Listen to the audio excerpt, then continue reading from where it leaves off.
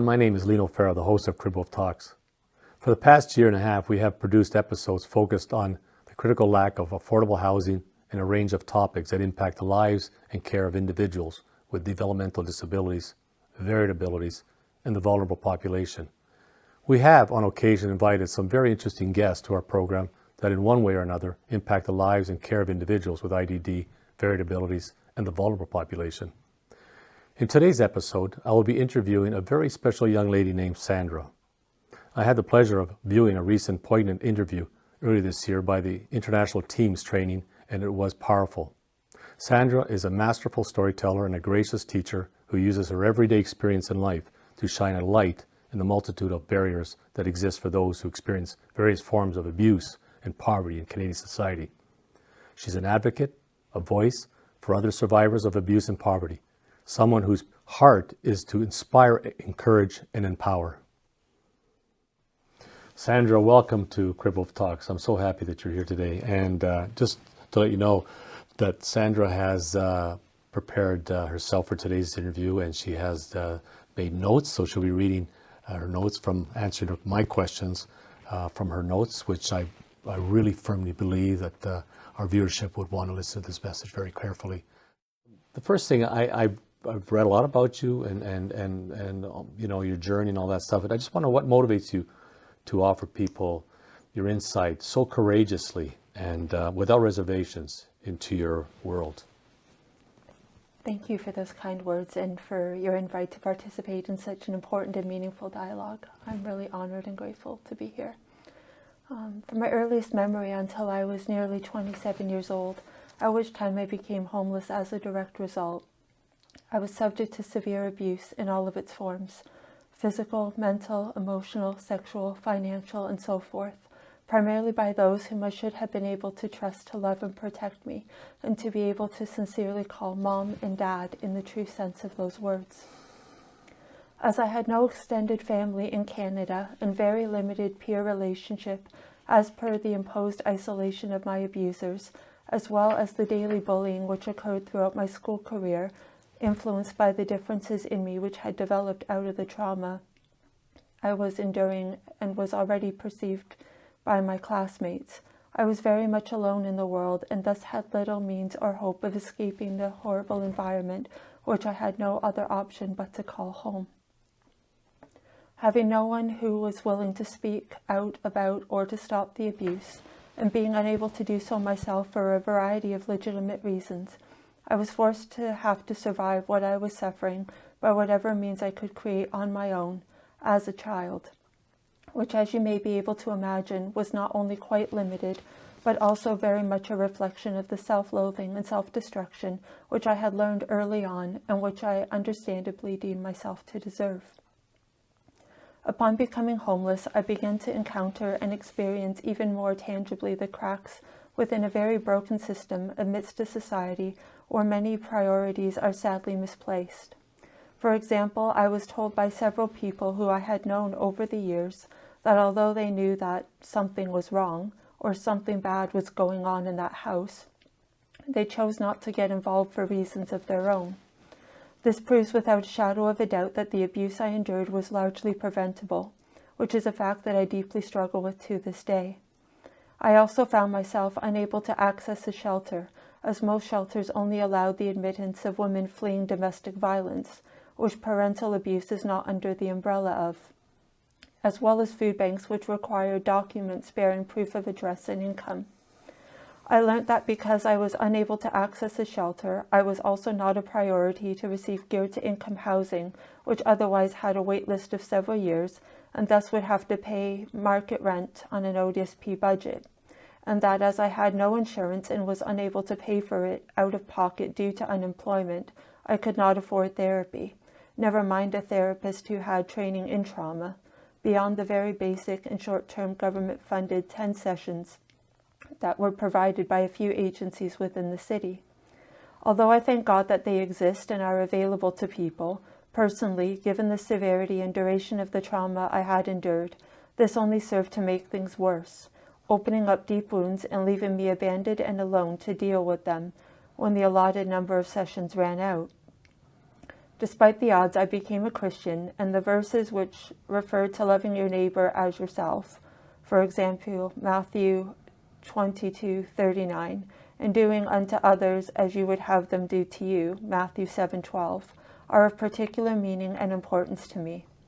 In light of this and of my own experience, as well as the many years of volunteering I have done in various roles which serve those who are on the margins and living in poverty, namely survivors of trauma, I developed a deep sense of compassion and empathy, as well as a desire to seek justice and to do what I can to prevent and lessen the suffering of others, remembering what it was and still is like for myself. Wow, there's so much in that you've endured, and that your experiences, that there's so many things that are wrong there, right? And we could spend the whole show, the rest of the show, just talking about that one question, but I want the audience to know more. And so you talk about the poverty loop in some of the material that I've read about you, and based on your informed perspective and lived experience, so to speak, is there a relation between the past trauma and present poverty? There is definitely a deeply undeniable relationship and inextricable connection between present poverty and what many would refer to as past trauma, particularly in cases where the trauma which was suffered was severe and or sustained. Personally, as a survivor of trauma, which certainly meets those criteria, the various forms of poverty which I currently experience are without any doubt a direct result of the abuse I endured, as well as all of the entirely natural, automatic, and understandable ways in which those factors impact my current day-to-day existence. I will share specific examples throughout this interview, but the deficits created by those factors which remain beyond their control, as well as the toll they take, typically result in significant loneliness and isolation, increasing the already existing and taxing physical and mental health challenges in a vicious and seemingly inescapable cycle. If all of that isn't enough, this tangled web of difficulties invariably leads to additional complications, including unemployment and a forced reliance on social services such as OW or ODSP, which, although necessary for survival, ultimately keep you stuck in poverty, unhealthy means of coping, lack of self-care, addiction, suicidal thoughts, urges, and attempts, completed suicide, homelessness, incarceration, emergency room visits, hospitalizations, shelter admissions, and the like. If you take away only one thing for this, let it be that the recognition of and determination to, in some form, address the fact that poverty does indeed cost us all, including the average middle-class tax-paying citizen, whether we realize or acknowledge it or not, and that until those of us who face the injustice of a life lived in poverty are free, it is in truth impossible for any of us to be. Well said. Can you talk to us about this, the concept of poverty being expensive? Because I find that very interesting. I can. While many, when they hear the word meme, would think of something funny, there is in fact nothing humorous about poverty, nor the toll it takes on every aspect of the lives who suffer within it. I absolutely would agree that poverty is extremely expensive in ways that encompass much more than the area of finances, as it has a tremendous impact on elements such as physical and mental health, relationships, housing and food security, and overall well-being and safety, just to name a few. Take this real-life case scenario, for example. Diane is on a waiting list for geared-to-income housing, but in the meantime, she must pay market rent on an ODSP budget for an affordable apartment in a part of the city that has one of the highest crime rates. The landlord is much more like what many would refer to as a slumlord, and Diane's apartment is almost always too hot or too cold and in desperate need of repairs which are just not getting done. As she cannot afford to move, Diane is afraid to rock the boat, and regardless, as someone who lives on the margins, she has little recourse and thus little choice but to live under these conditions.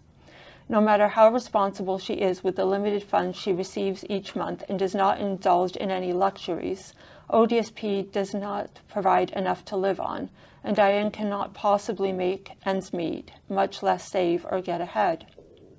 As she does not meet the required amount of monthly medical appointments, ODSP will not provide Diane with the money for a monthly bus pass, and as such she must walk everywhere that she needs to go, including to the food bank and to what medical appointments she does have. As a result, Diane's shoes have holes in them and are worn beyond repair, but there is just not enough in the budget for her to replace them, even at a thrift shop. Never mind to buy new ones, which would take longer to wear out. And so Diane continues to have to wear them and to have to walk. Although in large part it fills her belly, Diane has learned that many of the food banks and community meal programs tend to provide a lot of carbs and lacks adequate fresh fruit and vegetables in the lean forms of protein and dairy required for a healthy brain and body.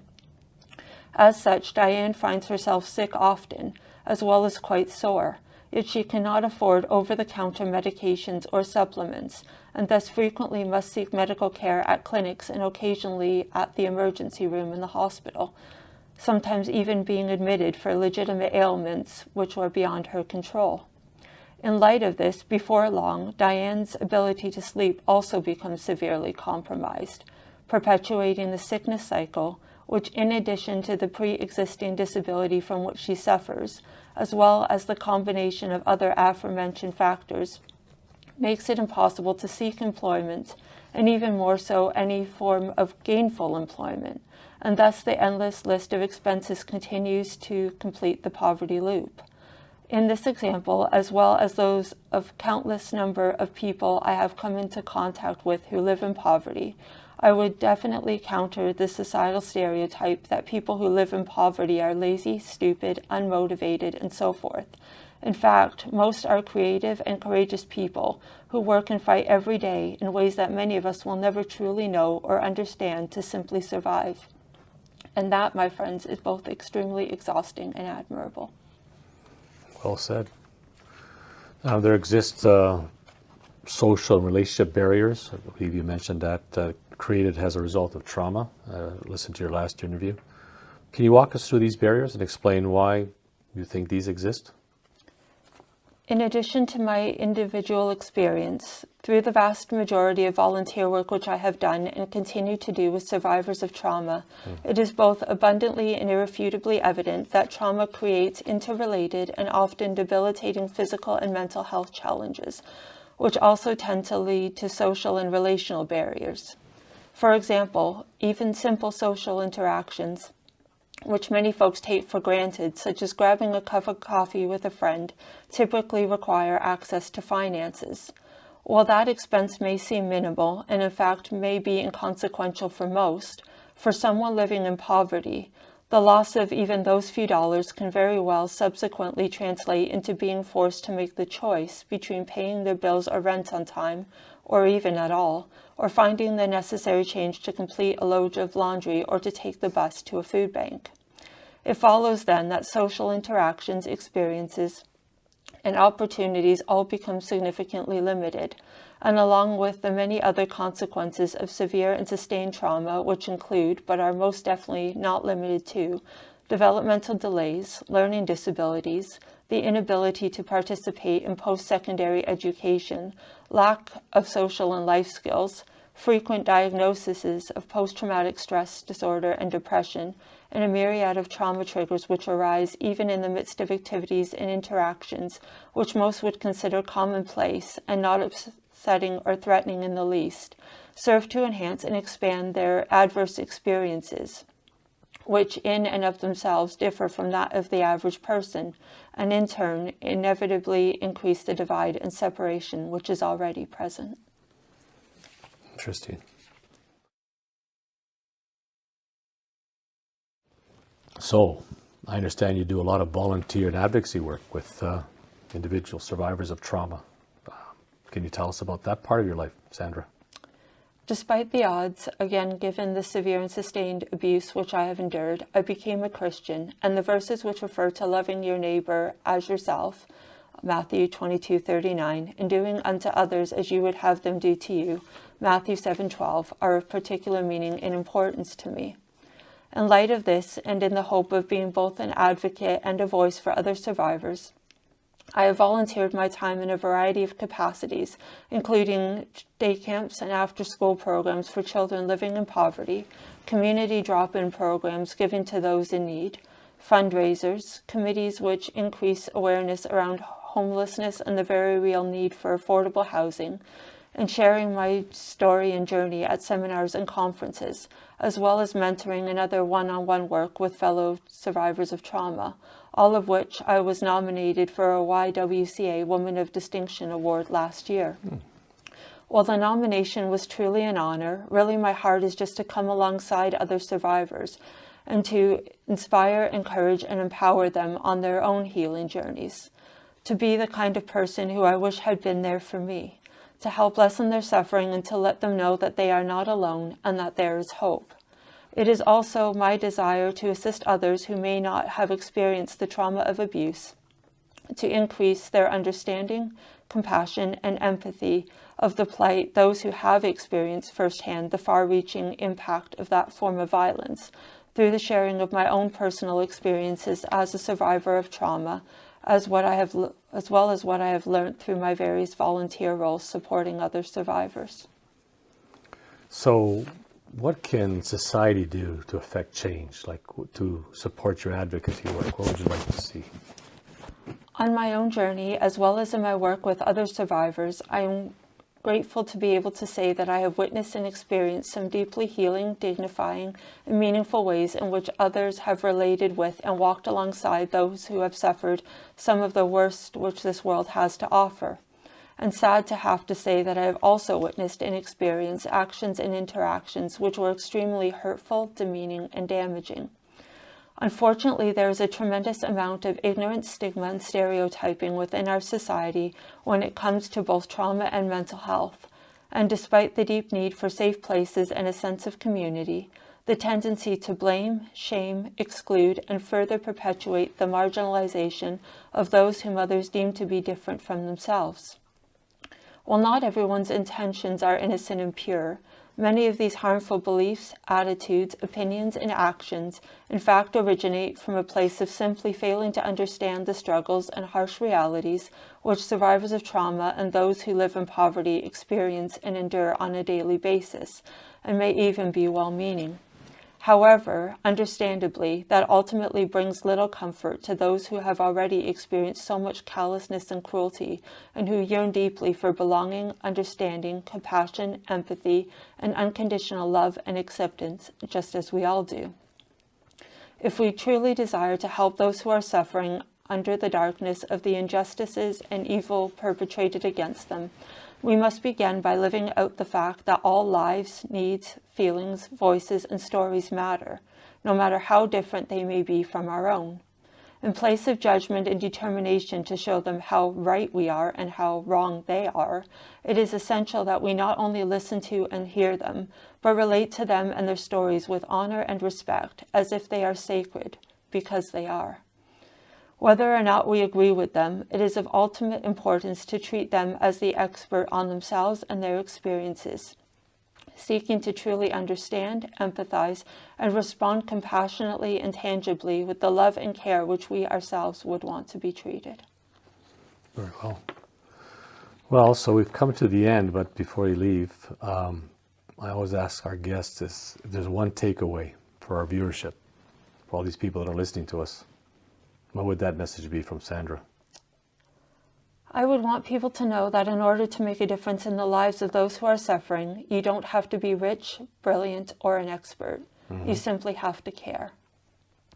Very understandably, trust typically takes a long time to build and change to take place, and our motivation should not be to attempt to transform others into our idea of who and how they should be, but instead to be committed to walking alongside them on their journey to becoming the best version of themselves that they can.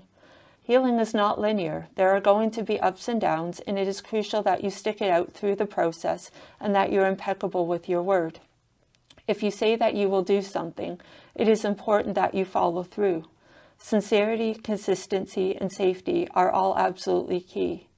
These folks have been deeply harmed, and generally speaking, they are not going to care how much you know until they know how much you care, nor should they. Lastly, you don't have to perform heroic acts in order to truly help someone. Simply being human and authentically yourself in your imperfections with a heart of love, empathy, kindness, care, and compassion is amply sufficient, and it is often the little things that occupy the biggest space in someone's heart. Some may have heard this before, but there is a quote that reads, "What can I do? I am only one person," said billions of people. We can all do something, and it is so important that we do so. I will end with a quote from John Wesley.